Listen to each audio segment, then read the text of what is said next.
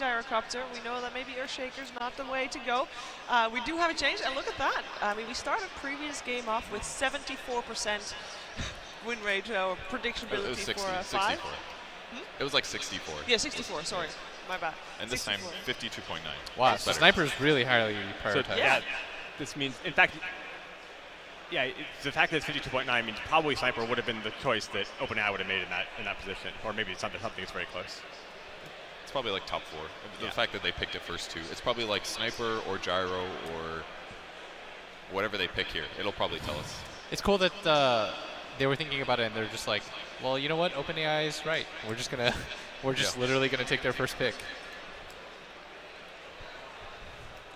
So one exciting thing for me is, I guess, that'll make the game pretty different, the fact that Sniper has switched teams. Yeah. We'll see how much impact it's going to have, and perhaps they'll figure something out. Crystal Maiden now. So this is, so basically last round, they abused the opening Earthshaker pick with 2 super far rangers, and now they're responding to the Sniper with a Crystal Maiden, who was picked last round, but it was not the first priority. It's a little different, and they do still pick Gyro, so. Okay. However, the percentages are not changing. That's true. Yeah, so whenever the choice that's made is exactly what OpenAI 5 would have made, then the percentages won't change. The percent probably doesn't change on their turn anyways, right? Because they already know, like, oh, we have a 52.9% way to win. We know exactly how to do that. You pick Crystal Maiden and Gyro here. So it's only going to change when the humans pick, right? That's right. Okay. So they were expecting the Sven pick, but not the Earthshaker. Oops. Oh, no Sven pick yet. But they do go Earthshaker again. But they do go Still Earthshaker. prioritizing. And interestingly, it only lowered their win rate by like, what, 2.5 here? Whereas last game when they opened the Earthshaker, it was like a 60-some.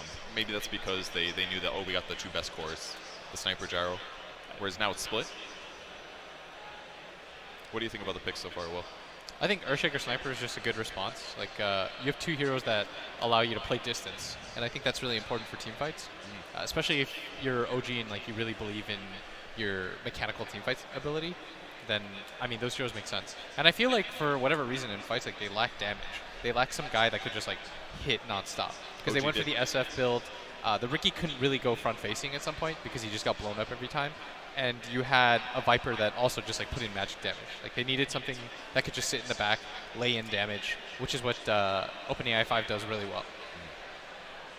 The funny part about it is, like, when we played against it, it was pretty much just like, well, we'll do our own thing and we'll win. And eventually we figured out the most efficient way to win is just literally copy them and their picks, and then it'll just go a lot better for you overall. Yeah, I mean, that's some of the games that were played at TI, for example. They were swapping rosters, basically, so it was an equal-ish game. And where the humans got the edge in that tournament was they would play slower games and they'd delay the game, basically. They would just keep farming and keep farming because they were farming more efficiently, kind of. They just kind of split push, avoided fights until they had a big enough advantage. All right, so there's the draft developing here. It was a Sven response for OpenAI 5, and then Probolus, aka Death Prophet, Witch Doctor, and a Slark. I think there's a huge advantage, though, to like, I don't know how the TI teams would have done if they had straight up drafted against it, because I was the person that crafted the lineups for both sides, and I feel like I got it pretty close, right? I think I got a pretty 50-50 split with what I knew information-wise, and so like part of this, the advantage that it does have is its draft. Like, it knows what heroes are ideal to the situation. And it does say that Slark is a bad pick. Yes. 4%, but 5%. Lion was good. Lion was good, yes. Yeah, it's one thing we definitely see that the human and AI choices are sometimes different. So when they draft against each other, they'll often both feel like they won the draft because they got the things they wanted. And then you actually play the game to see who had it right. It's like that at regular Dota too. Yeah. So the Viper and the Witch Doctor were on the side of OG previous game. And this time AI will show them how it's done. So it's better, right? What was the end percentage last game? 70-something. So it was like 75 or something. Yeah. So it should be better. Nice, we're going to do it this time. We've got it a lot. 60%'s not bad. It's not. It's not bad. What do we think? Because we have a lot of Disable coming out again with the Lion and the Earthshaker, and that's great. We saw that was pretty important as well. We have got pushing potential as well, but we do still have that long cooldown for the DP ult. Yeah, it doesn't seem to matter too much, at least based on the way OpenAI use it. The thing I'm most worried about is the fact that Slark is not a hero that can just stay in his lane if there's heroes there, whereas Ricky could go invisible. They're not going to have as much detection. He could basically do whatever he wants. I think Slark is going to need more protection this game, and then he's going to need to get a Shadow Blade probably, and he's going to need to make kills happen. And Topson had trouble finding solo heroes last game on Ricky. I think there might be a similar problem this game. I think Ricky's different than Slark though, because I feel like Slark actually has a lot more solo kill potential before Ricky gets Shadow Blade, or before Ricky gets Diffusal Blade. Whereas Slark, I think what it really does for you is you can cut waves, which is what I think OG will really prioritize this game. Because if you think about it, Ricky as a core can't really cut waves. It's really slow, it's really inefficient. When you attack the creeps, yeah. Whereas Slark, you know, you just cast your Q once, you get the entire wave, one hit, one hit, one hit. So you can basically do what Seb did last game while still being a carry. While having a carry and something that scales a little bit better and has a little bit more team fight. That makes sense. Because when you look at it like from a pure Dota perspective, Slark's great against Gyrocopter. He's good against these like single target stuns that you can just shuck off. Like I think it's a pretty good hero for, or at least I think that's why they decided to choose it. Do you think they'll end up executing a similar strategy, OG? Yes, I think they'll execute it pretty similarly. Like they'll use the Slark like they did the Ricky, but they just think it's probably more efficient because it can actually kill the waves faster. And like you were saying, they want to use what they learned in the first game, so they want it to be similar enough that they can take their lessons.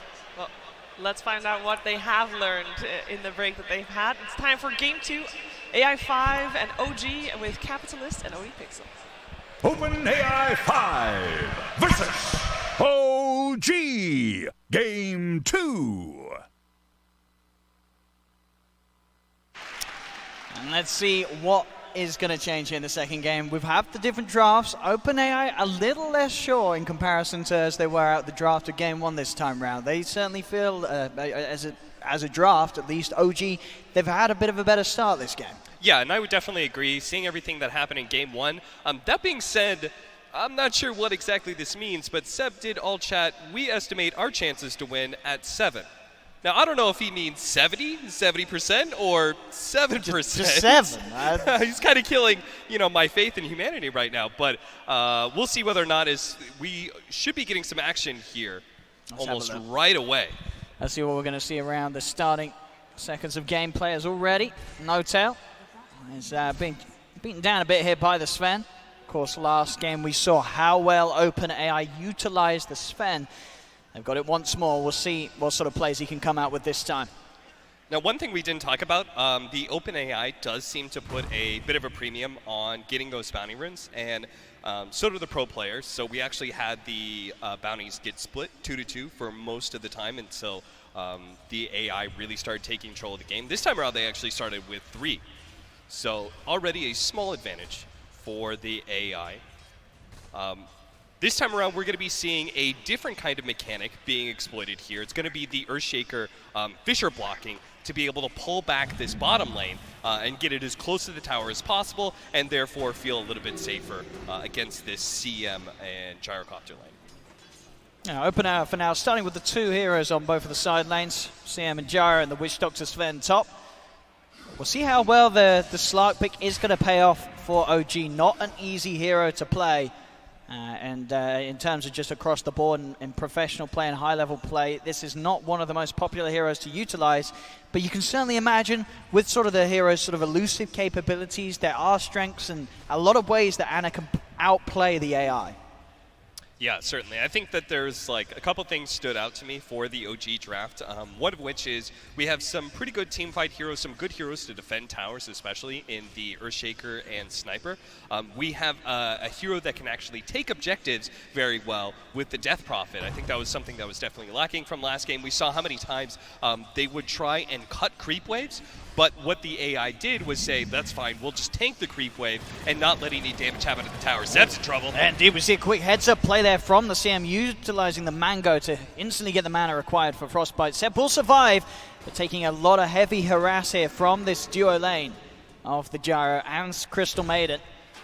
It's back towards mid-Topson. Actually, nearly dying here. In fact, what he does, the poison was too much. And there's 2 points there in the poison attack, meaning that Topson ticks down and out of the lane, back towards bottom. Now going to have Jarex trying to chase down that Gyro. He has got less movement speed though, and the gyro will be fine. In fact, the gyro can turn. The missile's out as well as the rocket barrage. He'll chase this down. Mango's going to be popped, so he's got the mana for another rocket barrage. Fisher will push the gyro away though. Still though, the continued chase here from this gyro. He'll be able to look towards Jarex. Can he cancel the regen rune? He cannot, so Jarex will be able to walk away and get himself back up to full health and full mana. Hey, that's one thing that the AI and the humans can't really plan around is the RNG of the runes. That is absolutely true. And we're seeing, once again, in these first few minutes, in terms of the farm, people coming out pretty even in CS. Down bottom, Seb's in trouble, though. Gyro takes the kill. Seb did commit for the Crystal Maiden, but OpenAI taking the favorable trade, keeping their core hero alive and taking down the core of the opponent. Yeah, I wonder how the AI reads that situation, because I watched the Crystal Main actively engage with the Death Prophet, and it seemed pretty obvious that she was going to die, but they are also going to be able to get a kill on Seb. I wonder if part of it is the Spirit Siphon, as like it just reads his resources being used, or if it just comes down to maybe the net worth that Seb has compared to what a Crystal Maiden is worth. Not really sure, but they just seem free to be able to make that one-for-one exchange. Top lane, No-Tail did get taken down. As he will TP back lane, back down bottom. Seb will he'll get taken off the map. The gyro, the CM, they keep seeing these opportunities to play aggressive, killing off this Death Prophet now multiple times on this bottom lane, slowing down Seb's start to the game. Now, I don't disagree with the first pick sniper, but I will say, playing against the AI, our experience, Gyrocopter felt the worst to play against, because Gyrocopter just gives you so much kill opportunity, especially from really long range. It's hard to be able to judge just how far away you have to run before you get hit by that homing missile. There's also a lot of magic damage burst that comes into it. The OpenAI always seems to read the situations perfectly, and so giving them the Gyrocopter does seem like one thing. See, back towards mid. Both teams sort of playing a game of chicken here with one another, seeing who will push each other over the edge. Thompson will have the salve. And the OpenAI realizing that that dive would not be successful, keeps himself at bay with that haste through movement speed. He's already got another salve ready and on its way out. Does have to be a little careful here on the Viper, as Thompson is keeping the AI very low.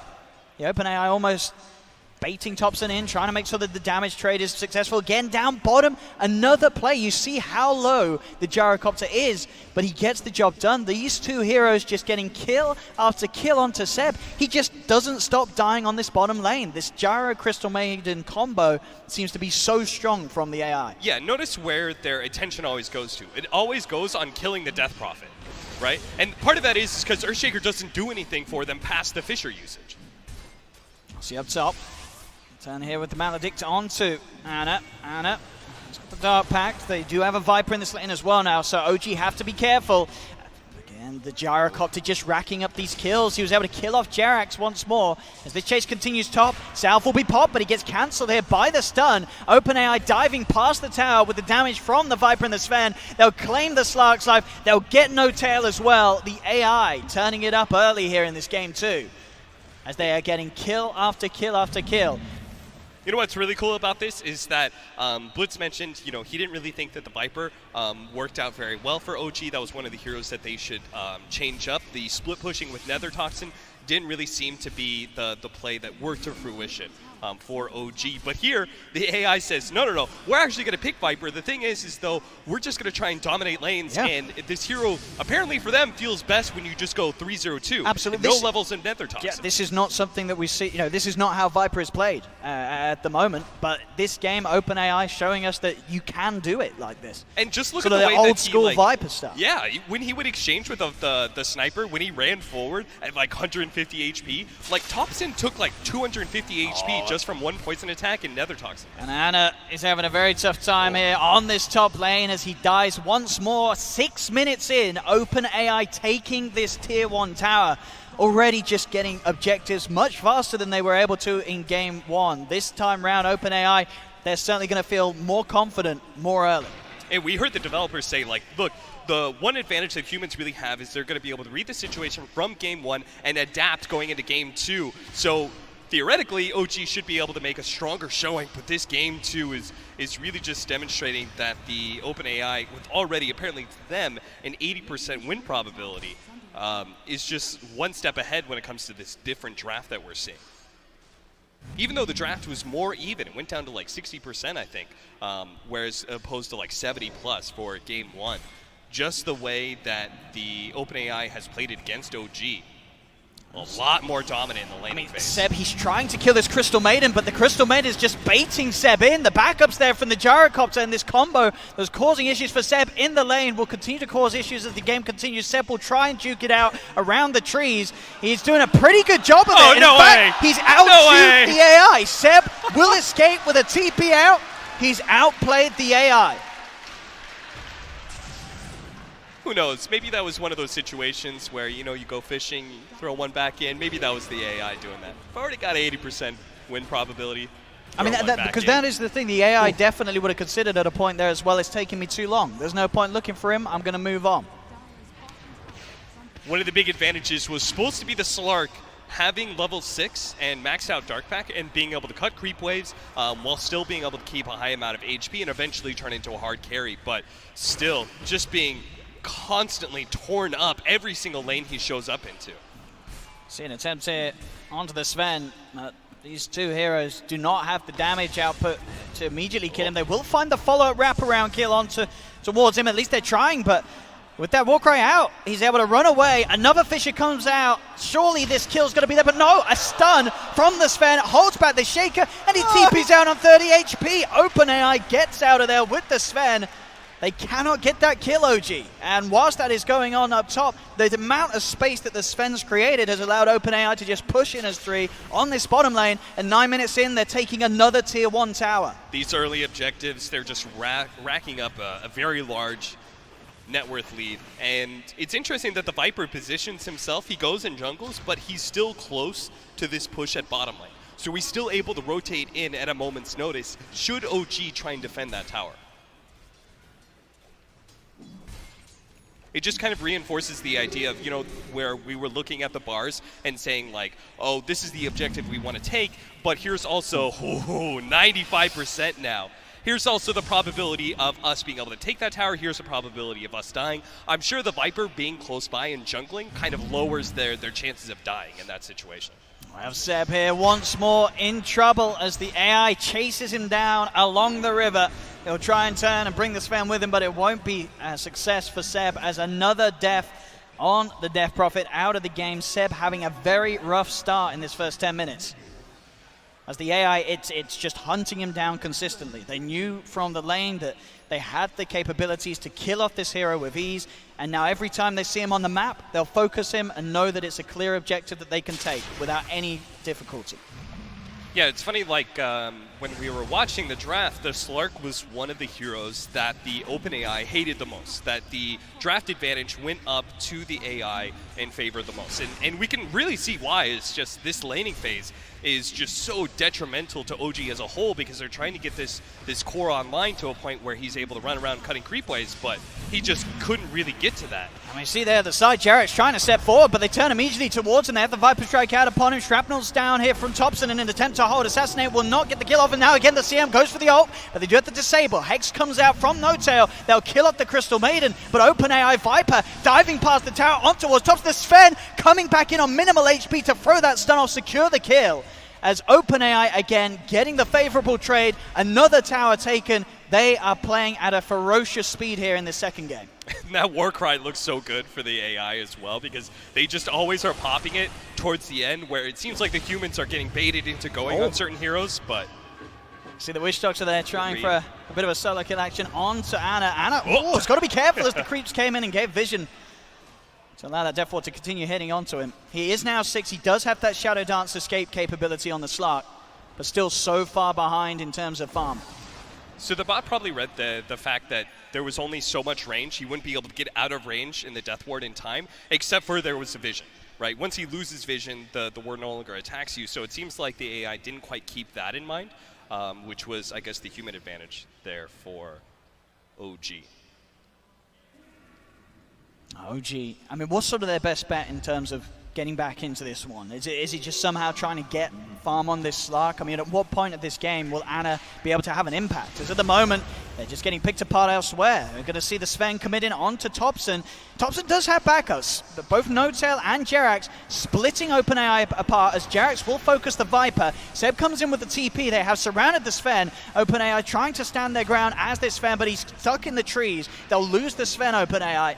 The Viper's still good to fight, and they've also now rotated in the gyrocopter. Seb caught on the front lines. Siphon will not keep him alive, or will it? He gets a second one out. It's a good amount of sustain, but surely not enough, as the poison will be there for on the Viper. OpenAI getting both of the kills, as OG, every time that they try and make a group team play, OpenAI always responds, and they, with that lead, it's 12 minutes in to have 6k advantage.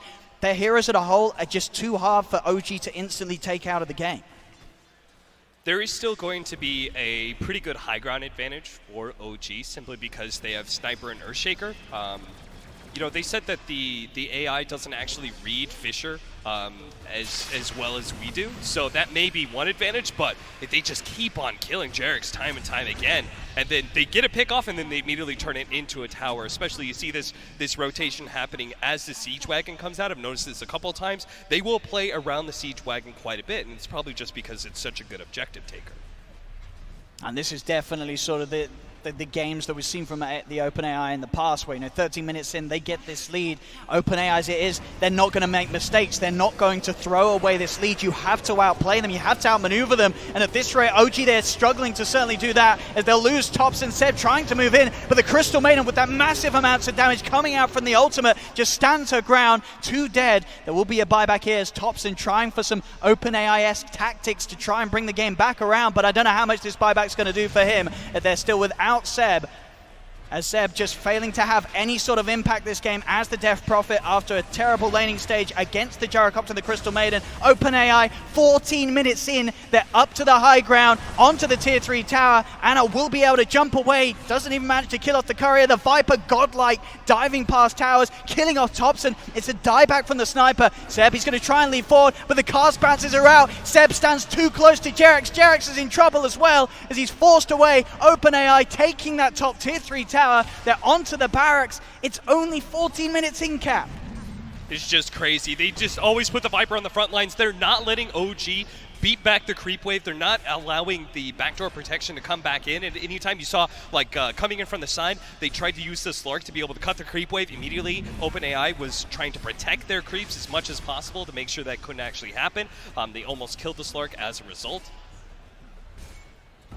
15 minutes in, taking a barracks, an incredibly fast timing here from the AI. Jerax will fall as he tries to get some damage out onto the Viper, but the poison is too much for this underfarmed, underleveled Shaker. NoTail will try and get back. Seb attempting everything to hold them off with the Siphons, with the Crypt Swarm, but he doesn't have the damage. He does not have the HP to survive. Seb is dead. The Rack's taken, and OpenAI, they are not leaving the space surely anytime soon. Well, they had to back up actually because the tier 2 still stands in the middle lane.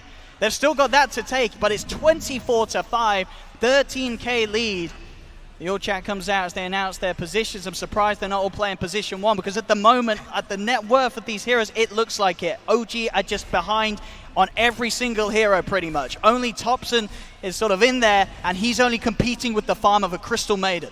When it comes to once they sense they have an advantage and go for objectives, they min-max their positioning as much as possible. We're going to watch Jerax probably die again. Yep, and almost certainly Seb as well. Jerax does not have the damage. Seb does have Anna with him, but this Slark only has Treads and a Wraith Band. There's nothing he can do. He's got a Shadow Dance popped. He will be able to steal up a bit of Essence Shift, but the cast bounces out onto NoTail. Stun as well, out onto the Slark. Triple kill for the OpenAI Viper. Topson, he's desperately looking for this Crystal Maiden, but the movement's here with the Shadow Amulet, dancing herself away, utilizing the Invis to make sure that Topson cannot get that final hit on her, continuing to use the Amulet, getting away out of this. Topson, can he find this? He does get the vision for the Assassinate, but there's the disable. The stun comes out from the cast, cancelling the Assassinate. The Crystal Maiden kept safe and alive.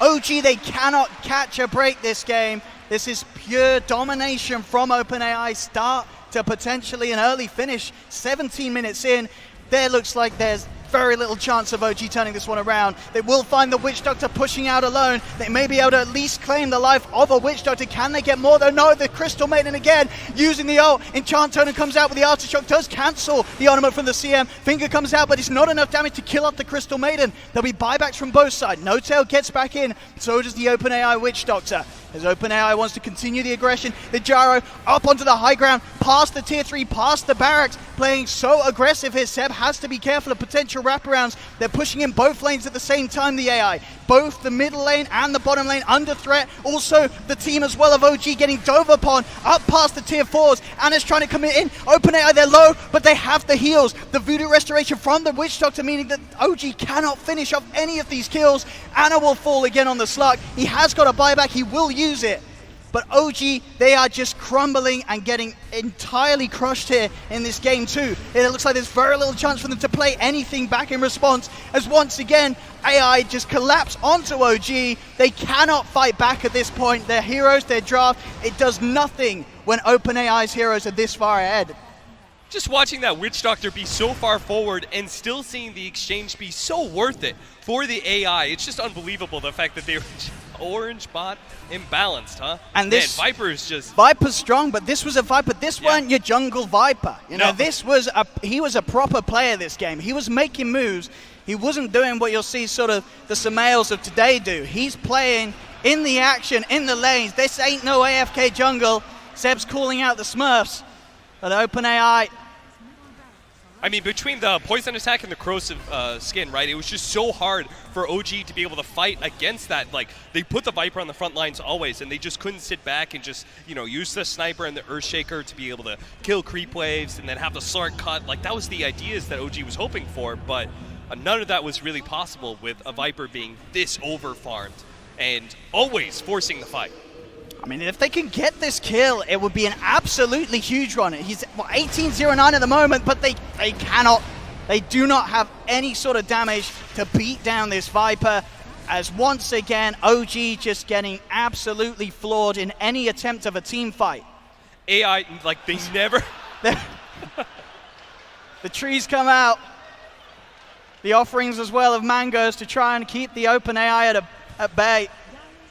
As OG almost certainly conceding here in this game too. I mean, 40-6, 19 minutes in. I mean, we have not seen OpenAI look this good. This is such an improvement over time from all the events in the past, the build-up. At this point, OpenAI are looking to play at full power. Yeah, it just looks fantastic. I wonder, do they have a Force Staff or if something they get to save this him? kill, it's worth so much. Are they even going to, Owen? They're not getting it. Can they even do it? This Viper will not die. Every single time you think like, oh, this hero, he's too far forward. He's too low. He's like gonna get picked off. But there's always enough heroes behind him. Like, even in that situation, they were all the way over by the shrine, but they know that the Viper is just gonna take so long to eventually die that that they could be there in time. And with the Ancient falling, there is no hope here for OG. They have a fortification. But with Anna dead, 41k lead. They're asking for the finishing blow to come in from the OpenAI, as OpenAI almost playing around with them at this point. Finger attempted onto the Gyro. The stun from No Tail misses. Thompson's AFK. He's had enough of this one. As the Ancient will fall, and that is GG, game over. OpenAI taking game 2, taking the series 2-0. But honestly, this second game in particular, this is a fantastic example of something that, as a player of Dota 2, as a professional, you watch how OpenAI just absolutely crushed this 20 minutes of gameplay. And there's got to be a lot to learn from the way that they played this game. Oh, absolutely. I think there's, especially like positioning-wise, them always being able to read, to play around each other, right? Like, the AI plays a true 5-man. They actually do not do a whole lot of splitting up after the laning phase. They just always kind of play around each other. At most, maybe there's like a 3-man squad and a 2-man squad, but every single time you think that there's a hero that's like out of position, there just always seems to be enough backup behind him to take the fight. Sort of OG, as we see, just looking to be in sort of shock after that game. One of the quickest beatdowns they probably ever had in Dota 2. 20 minutes of gameplay that they just could not get themselves in. I'm sure they want to try and have another go, but as it stands, that is it. It's 2-0. OG will not take this series. A big success here for OpenAI 5. But there we have it. Of course, though, ladies and gentlemen, please give it up for OG, though, for coming and trying their best. It was not good enough, but they tried. They certainly did. But OpenAI 5 stepping it up here at another event and playing at a level that we have not seen from them, and I don't think we've seen from many other teams, as this OpenAI looks to be unstoppable, Cap. Truly incredible the growth that they've had. It really does. And with that, we'll pass you back over to the panel for a wrap-up of this incredible series from OpenAI. Yes, thank you very much indeed. That was a bit of a beatdown there in the second game. As said before, by the way, this is a 3-part event, so you don't want to go anywhere just yet. But we are going to break down that second game of the